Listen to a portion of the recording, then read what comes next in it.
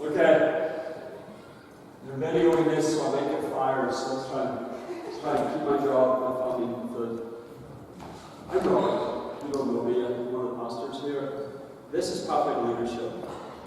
And what we're going to do is walk through a year together and cover the core elements of Christianity.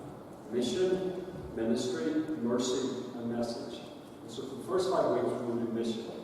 And last week, we did a couple of things. I introduced you to Cairo.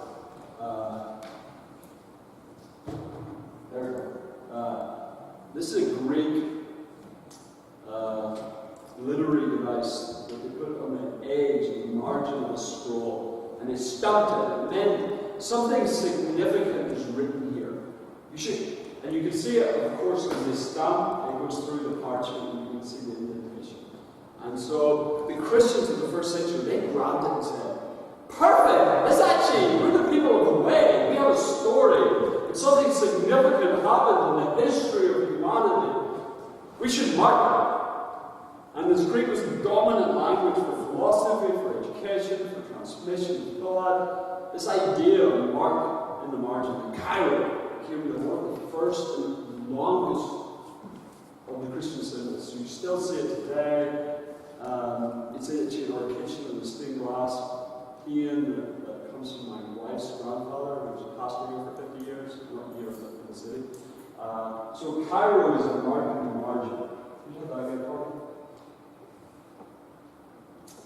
So let me recap last week. I'm going to do a quick, sort of concise. We're going to look at being missionaries. And missionaries, they need to master 2 things.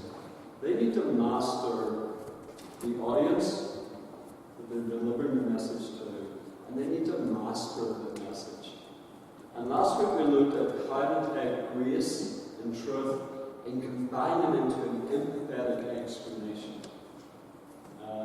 This is a messenger who has taken the time and the effort to compassionately know their audience. To know the other.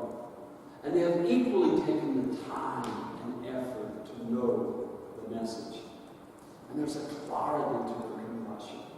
And there's a compassion to their clarity. And some grace and truth are held in tension. And this is Christ. And I said, one of the difficulties for us attaining this level of clarity and compassion, this empathetic explanation, is we don't know our story. We don't know why something significant has happened. We don't know how to give an answer to the hope within us. And so for the next weeks, we're going to look at how to give the answer to the hope within us. And we're going to start, each week I'm going to show you a problem we have, everyone has. So everyone you will ever meet has this problem. Humanity has this problem. So I'm going to show you a problem all of humanity has always had. Okay? So you're going to be informed about your audience, because I hope you're going to be a human being. Okay? So all human beings have this problem. And then I'm going to look at what Christianity, the message, something you have to believe. Okay? And then we're going to talk about why it matters. So the problem, what we believe, so audience, message. Why does it matter to me? And how does it impact the message? Okay? So, audience, message. I'm an audience receiving the message. The message gets distorted through me. And therefore we come with a message we have messed up to an audience who don't really understand. And we become that Christian who distorts one of the most phenomenal things in the world, Christ and crucified. And so for 3 weeks we're going to look at, Andy, could you read that please?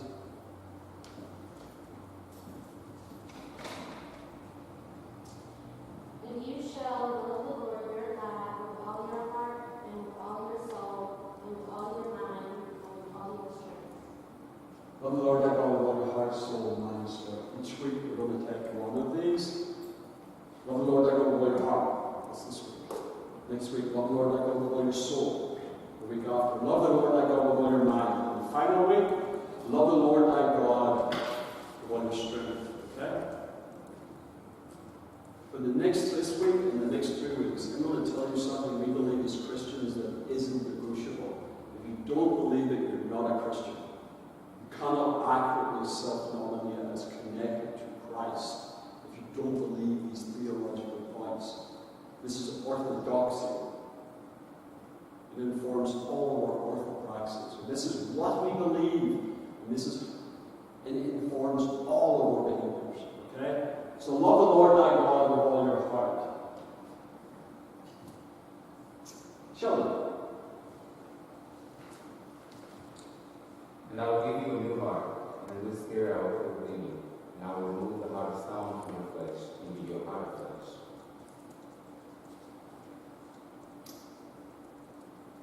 We have a problem. Every human I've ever met, and the Bible tells me every human who's ever lived or ever lived has this problem. We have a calcified heart. Our life is calcified. It's surrounded by this hard surface, this callous surface that makes it impossible for me or you to respond tenderly, either to God or to each other. And so we become unresponsive. We lack the ability to be sensitive one to another. That doesn't mean go, oh, I know people who are empathetic. Yeah, this is something beyond that. When we are dead, God says your heart is calcified, it's made of stone, it's incapable of truly responding the way I need you to respond. You cannot respond to me properly, you cannot respond to one another properly. You keep hitting off each other. So we have this problem, all human beings have this problem. We are dead. We literally, the source of our life, the heart of us. And the Bible, the heart always speaks of the source of life. Okay, the heart of us is dead. It's calcified. And so, each problem, one of the amazing things with Christianity, every problem human beings have, Christ has an answer. So, we have three major problems, and Christ has an answer. So the gospel answers the three major problems of humanity. The resurrection of Jesus Christ. This is going to be real simple for you, and if you're offended, you need to take it up with God. Because all of Christianity for 2,000 years, whatever denominational, congregational, doctrinal position you come from, we all agree it's what makes us the house of God. As C.S. Lewis talked about, God has this great house, and there's this hallway, and off the hallway are all these beautiful rooms of denomination and congregation that have this wonderful diversity. But to be in the front door, you have to believe the resurrection of Jesus Christ. And so to agree to the doctrine of resurrection, you accurately self-nominate being connected to Christianity. To somehow have a problem with the literal and real resurrection of God in Christ from the dead. And all that has behind it, theology. You cannot accurately self-nominate as a Christian. You can be something else, but you cannot be Christian. You couldn't get through the front door of Christianity. And so, all of Orthodoxy has agreed that the resurrection of Jesus Christ is what we believe. And here's why. It's what resolves our stony heart. God says, you're dead, but I'll make you alive. God says, I raised up my son that he might be the first of many who will be raised up. And so the resurrection of Jesus Christ is this promise and power to move us from a problem of being dead to being alive. A problem of calcified heart that can't engage God or anyone else to be alive, and they can't. So, our problem is with a stony heart. What we believe is the resurrection of Jesus Christ, which is the great promise of the first among many that he would be the first of God's children to be made God. So God says, I am coming and I will create a new heart in you. And in Romans 12:2, Paul, speaking to the Romans, he says, be ye not conformed, but be ye transformed.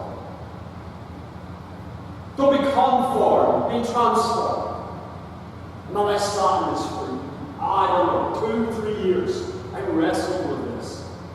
Because I began to get in the text. There was something deep in this text. And that happens when God sets you in something in which you sit in. And you sit in it, and you sit in it. And you go, surely half a verse in the Bible, God, I've gleaned all there is to glean out of this. And God goes, I said that one long. And so as I sat in this, I really began to wrestle with what on earth I'm trying to tell me. The word conform is where we get the word schematic. When we follow a schematic, come on in, you're coming.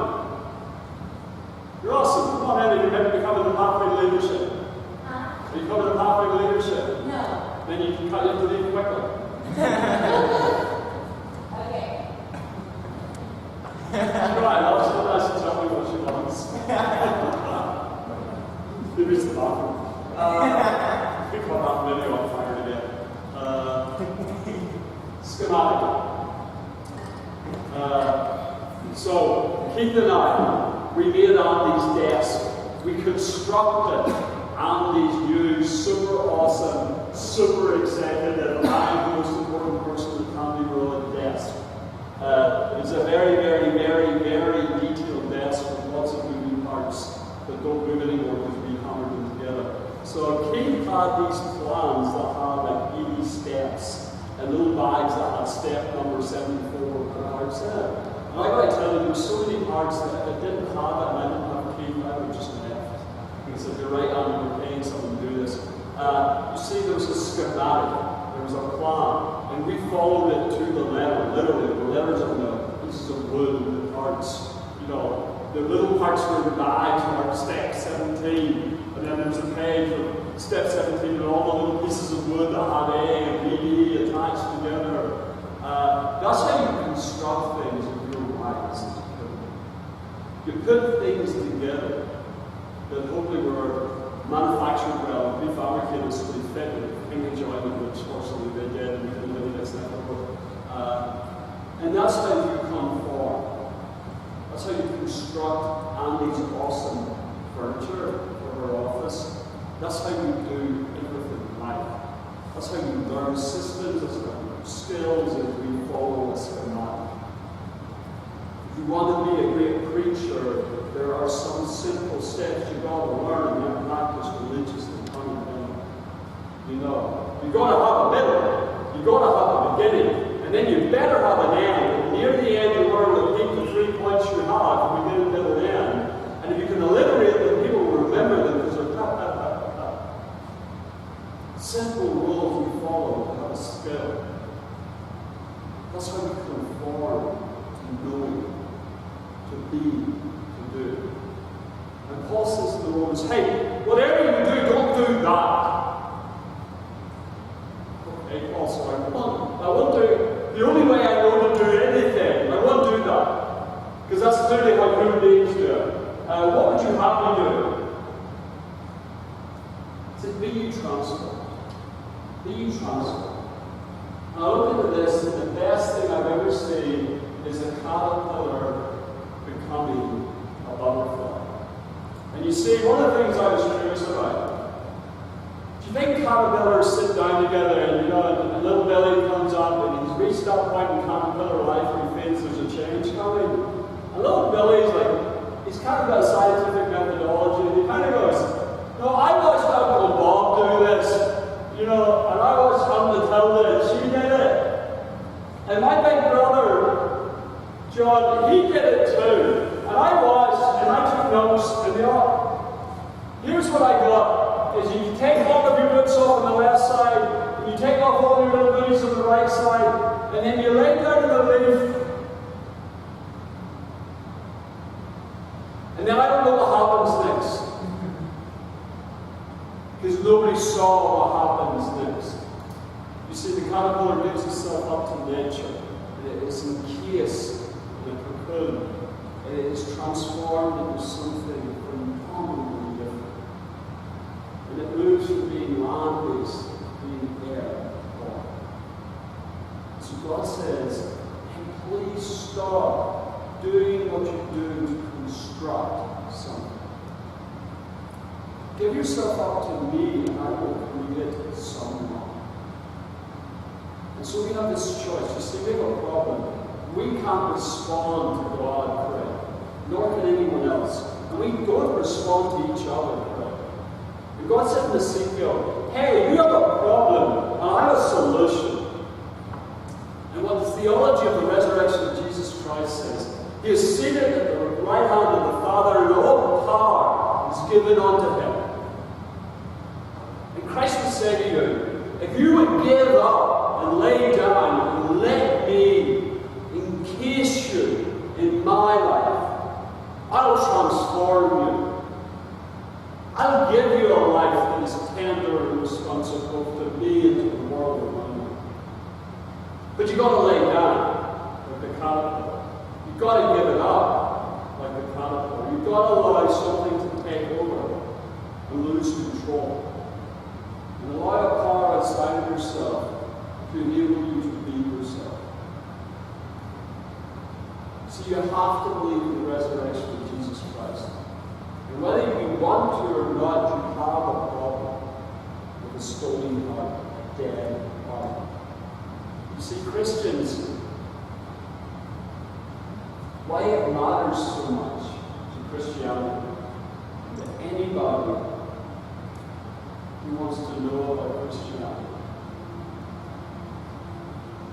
is why you don't have a choice about having a stony heart.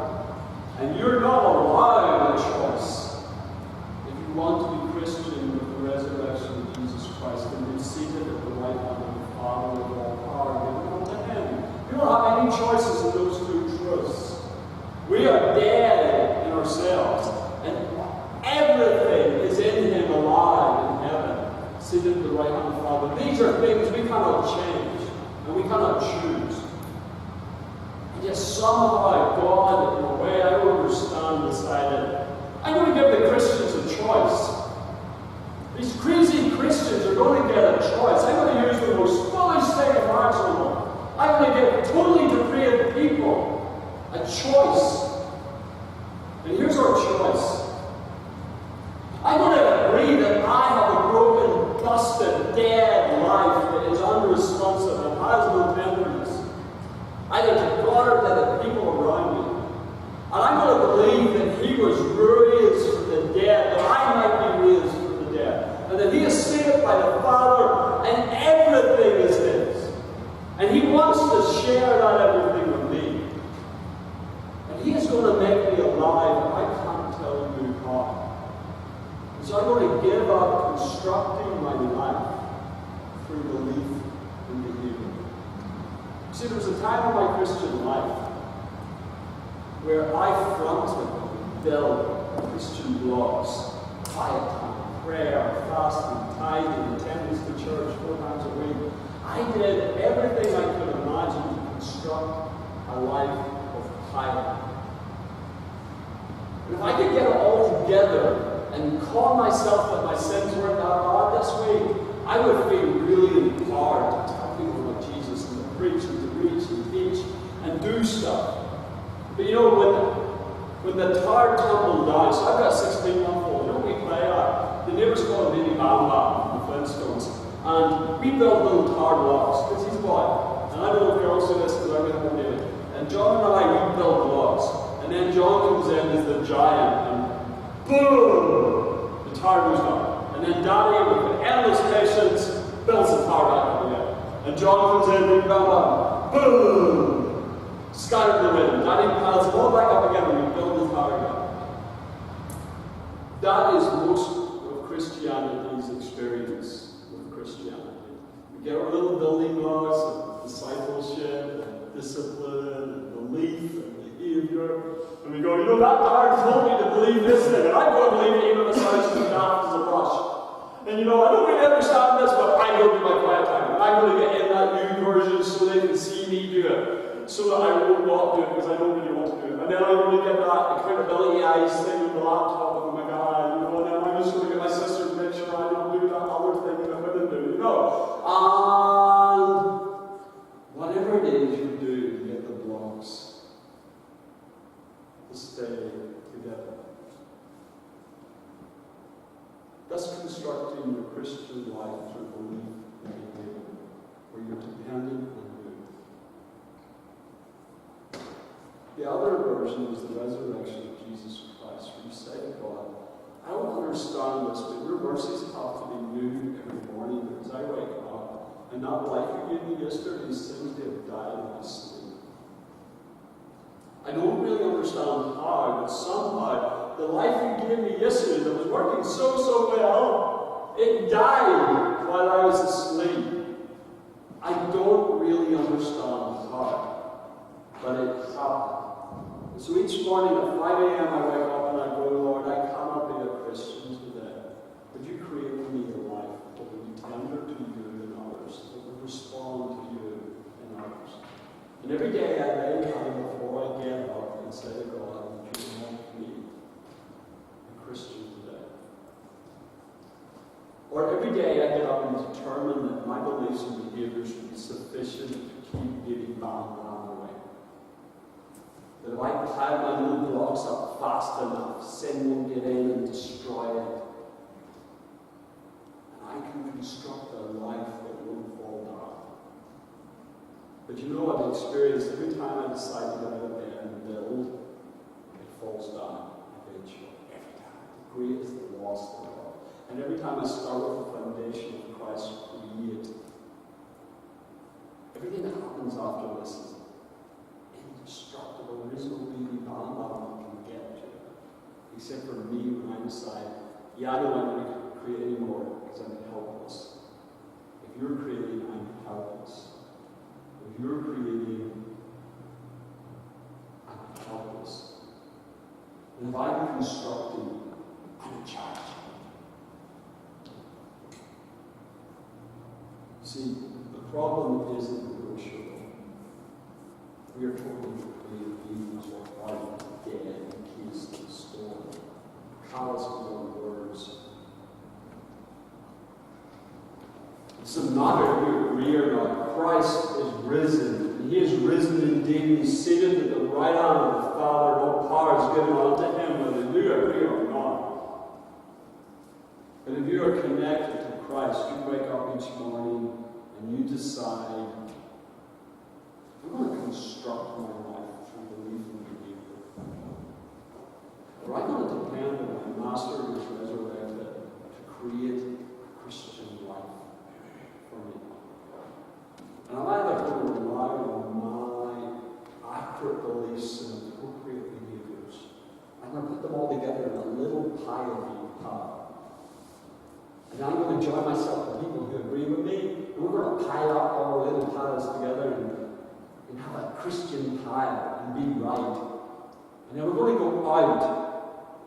We're going to step out into the world and we're going to say, here are the right beliefs and the right behaviors. Because Christ is risen. And they go, wow, those sound really hard. I'm going to try really hard. But we share with the world how hard we work in our Christianity. And you want to know something? This is Christianity. Can you help me? Why are many Bob-Bombs coming?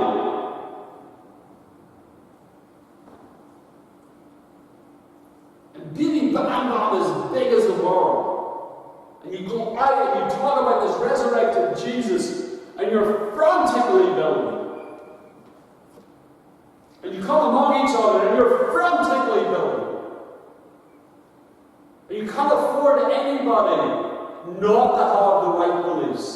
You cannot afford people not to have the right behaviors. And so you tell them before they ever come in, you're going to clean up. No, you can't come in here because you don't have the right beliefs. If you don't have the right behavior, I saw what you were doing last night. You can't come in. Why? We're constructing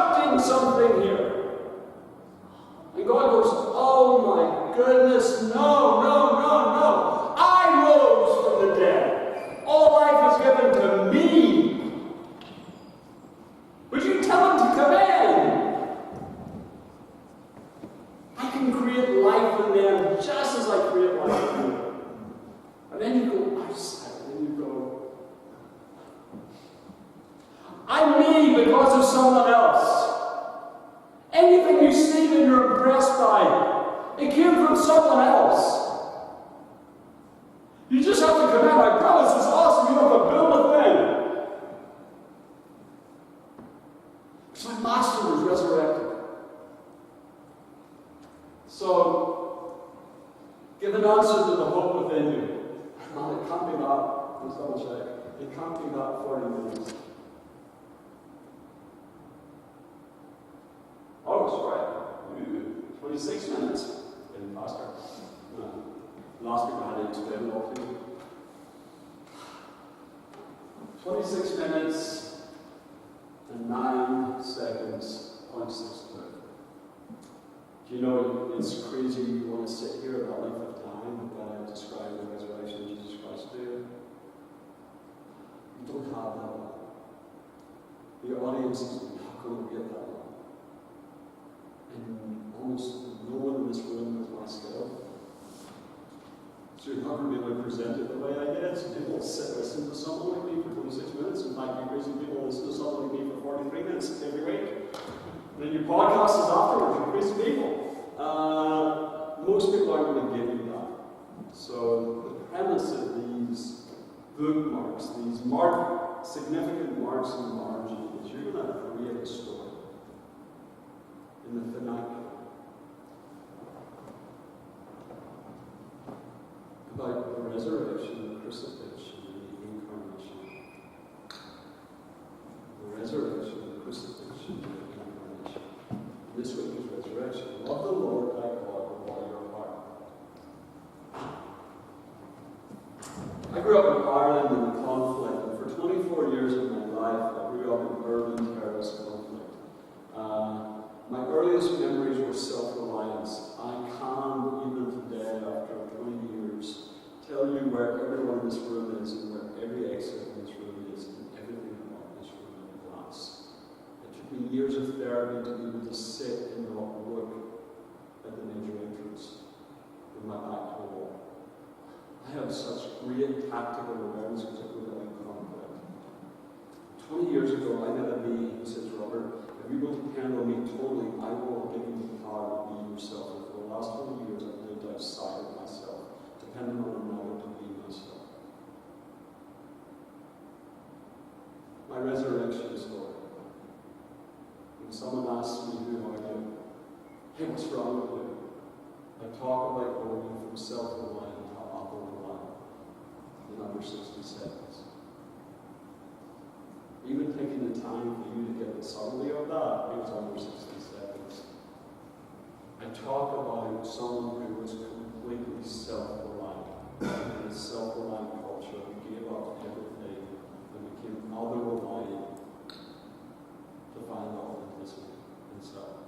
And you know what happens when I tell this story, what always happens when I tell this story? It's like it has never, ever not happened. People are like,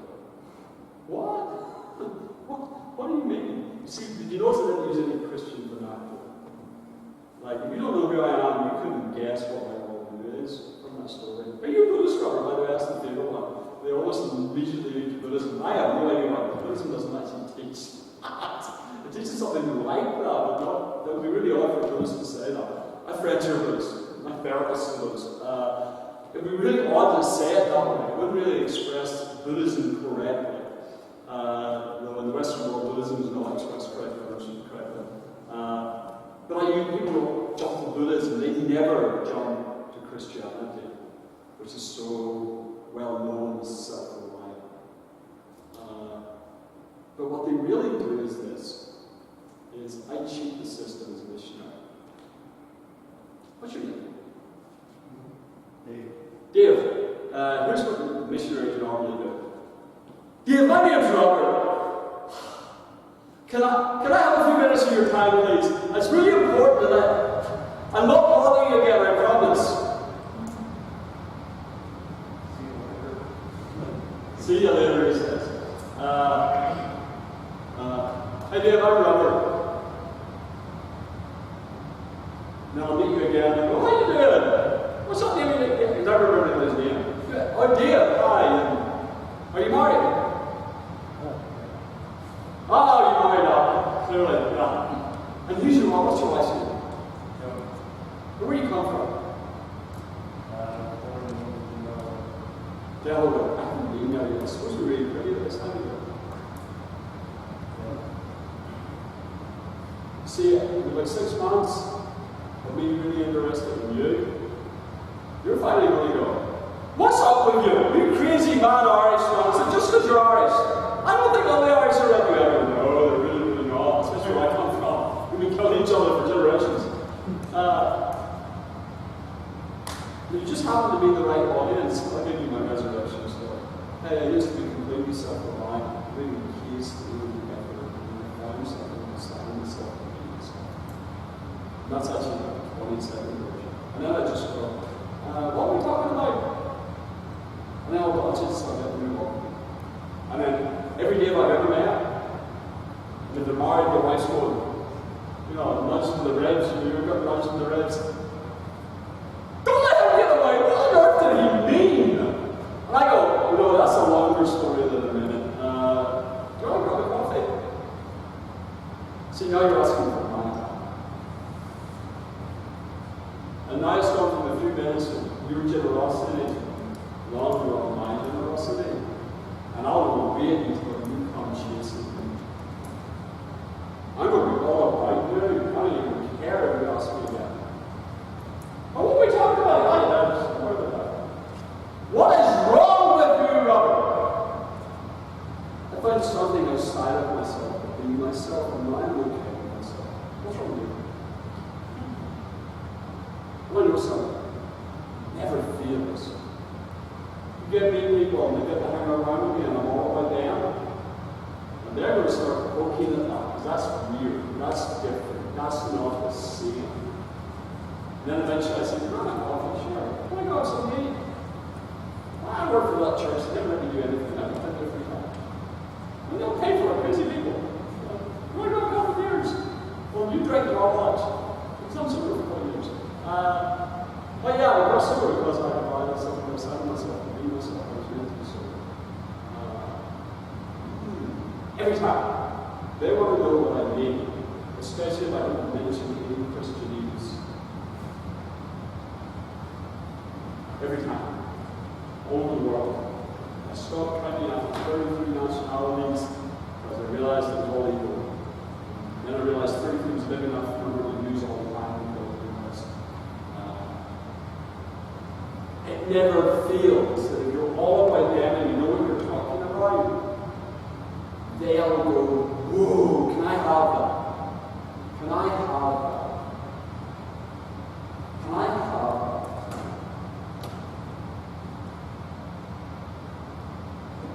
See, the proclamation of the gospel should always end with this.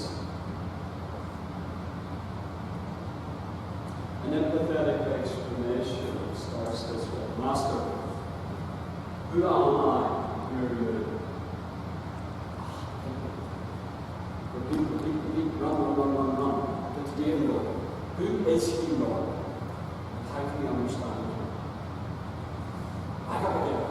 Do you have anything to say about that? That's how the ancient messengers were.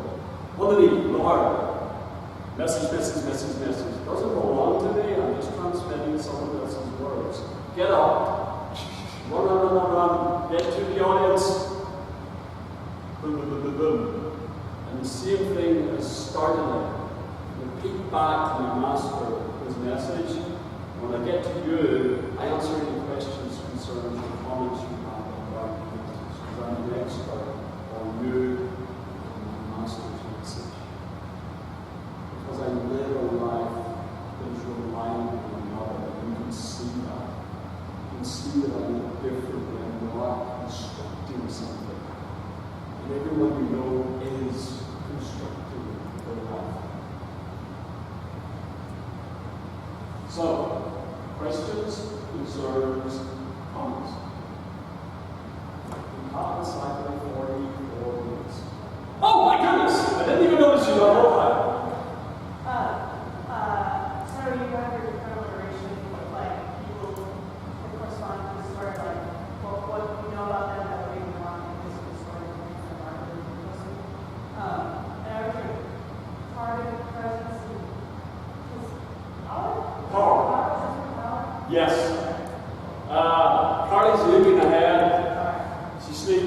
saw all the details. Yeah, there are going to be 3 P's. Tonight was power, next week will be pardon, and the last one will be presence. So the power of God through resurrection, the pardon of God through crucifixion, the presence of God through incarnation, the revelation. That's your question. The very last one, purpose. Love, Lord, thy God, with all your strength. Your purpose doesn't have a story. It's lived out yet. You don't know it. It will be lived out as you share the other 3 stories that have. You do receive each day the power of God. You have each day being pardoned by God, and each day you have the presence of God. Which you can tell a story anytime you like, because it's already happened. Your purpose, you're just not sure how that story ends yet. Unlike Peter, it hasn't all been rolled out before the beach in Galilee by the Master just before he ascends. So it's still a mystery to you as well as everybody else. You don't have a 60-second version of that, you haven't lived it yet. And you're still trying to catch up on the writing. But yeah, power, pardon, presence. By the way, just in case you don't get confused, we as Christians leave Christianity and God with a message through the resurrection, the crucifixion, the incarnation, and then the Great Commission. Okay? And only 3 of those do you have to believe to accurately self-know them. If you decide to not really believe in the Great Commission, you still have to accept your Christianity. You're just not very missional. When anybody disagrees with that, you can come and argue with me. I do not believe the Great Commission is a closed-handed salvation issue. So you can't ignore that at your leisure. Resurrection, crucifixion, incarnation, not so much. Someone like me is going to have a woman and explain why you're not really a Christian or something else. Sitting around not activating the Great Commission will just make you like most other Christians I know. Totally unaware that we actually have a purpose beyond the incarnation, which is good, but not quite the Great Commission unless He sent you there as an emissary. So when you I realize this. Tell everybody who you are. I'm Aaron. When you or Aaron, if I read Christian and have the girl's name, I need the guy's name to my follow. And Aaron in RH is a girl, and Aaron in RH is a man. Does I say to know the answer was a man? I thought I got the real name. His parents were confused. sounds more manly. Aaron. So Aaron, tell them who you are. What do you want to ask? So when would you use this 60-second, this specific to like heart and resurrection? You know, what do you? I guess what kind of cues? So the easiest cues. The question is, when would you use your 60-second story? If you didn't need a 60-second story in the vernacular prepared from when someone asked you for the hope within you. So let's imagine you're all easily missional and you obey Paul's recommendation, like Timothy. Always be ready to give the answer to the hope within you. You go, the hope within me, Jesus! It's always Jesus, so I'm prepared, and I'm incarnational, so audience friendly, so I spoke in a vernacular they would understand. Enough American here, and I'm audience friendly, so I'm prepared, and I've got a story, 60 seconds, that describes accurately my condition of being evil. When do I tell someone that? So I never answer a question until I get a question. So I have a rule, and there's times organizationally when I'm leading something, which is often. So if you signed up to us doing something organized as a mission and I was in charge, I make you all sign in blood. You will shut your mouth and open your mind and be willing to convert to anything other than Christianity if it's more compelling than Christianity. And you will keep your mouth shut until someone asks you a question, and then you're going to answer the question they asked, not the one you won't be asked. So this has only happened to me about a handful of times in 20 years as a missionary. Robert, please tell me about Jesus. Please tell me all about your Christian beliefs. I'm dying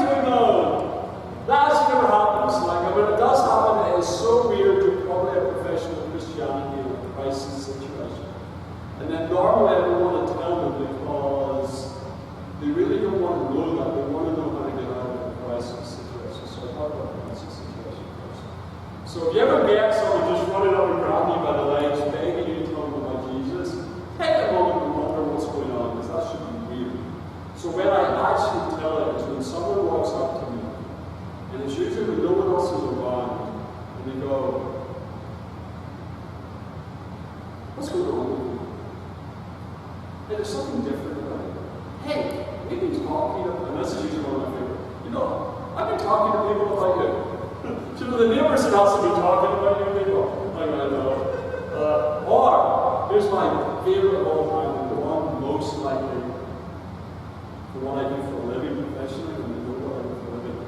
Here's what they do. You're not allowed to be a Christian. There's a question in that statement. Hey, what's wrong with you? There's a request for information. Hey, we've been talking about you. It's a comment. That's a question, a request in there. Hey, can you give me a hand doing the wood, chopping the wood? We took the tree down. And the goes, all right, I'll do that. Bang, away.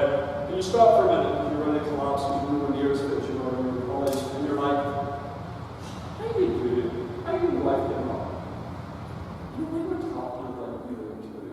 You know, you guys have something we haven't seen before. Do you know what I mean? It's that one. It's that intangible. It's never the same twice. It happens when you're sitting around the kitchen table and you're talking. And they go, you're in the staff lunchroom. You're at the bus stop. You're at the metro.